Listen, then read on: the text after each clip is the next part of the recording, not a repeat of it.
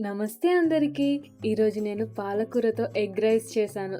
చాలా ఈజీగా అయిపోతుంది. టేస్టీగా కూడా ఉంటుంది. ఎలా చేశానో చూపిస్తాను. ముందుగా ఒక కడాయిలో 3 స్పూన్ల ఆయిల్ వేసుకున్నాను. ఆయిల్ వేడయ్యాక షాహీ జీరా, 2 లవంగాలు, ఒక యాలుక, చిన్న దాల్చిన చెక్క ముక్క వేసి మంచి వాసన వచ్చే వరకు వేయించాను. తర్వాత ఉల్లిపాయలు, ఒక పచ్చిమిర్చి వేసి లైట్‌గా ఫ్రై చేసుకున్నాను.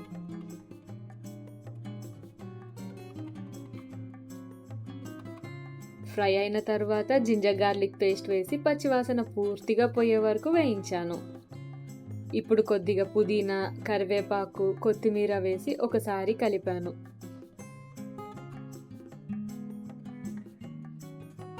తర్వాత కట్ చేసి పెట్టుకున్న పాలకూర వేసి కలుపుకున్నాను. తర్వాత తగినంత ఉప్పు, కొద్దిగా పసుపు వేసి పాలకూరలో ఉన్న నీళ్ళంతా ఎగిరిపోయే వరకు ఫ్రై చేశాను.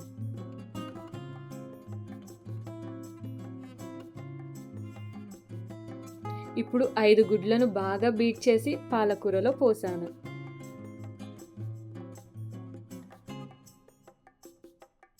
కొద్దిసేపు మూత పెట్టి ఉంచిన తరువాత గుడ్లు కొద్దిగా గట్టిపడినప్పుడు గరిటెతో చిన్న చిన్న ముక్కలుగా చేస్తూ బాగా కలిపాను.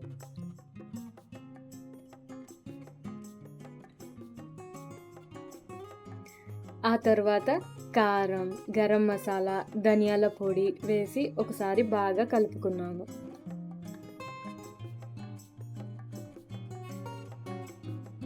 కలిపిన తర్వాత కొద్దిగా కసూరి మేతి వేసి మరోసారి కలుపుకున్నాను. చివరగా ముందే ఉడికించి పెట్టుకున్న బాస్మతి రైస్ వేసి మెల్లగా అన్నీ కలిసేలా కలిపాను. అంతే, మన పాలకూర ఎగ్ రైస్ రెడీ. పాలకూర వల్ల iron, fibre, vitamin A, vitamin C వంటి పోషకాలు లభిస్తాయి. గుడ్ల వల్ల మంచి ప్రోటీన్ అందుతుంది. అందుకే రుచితో పాటు పోషకాలు కూడా ఉండే ఒక మంచి రెసిపీ ఇది.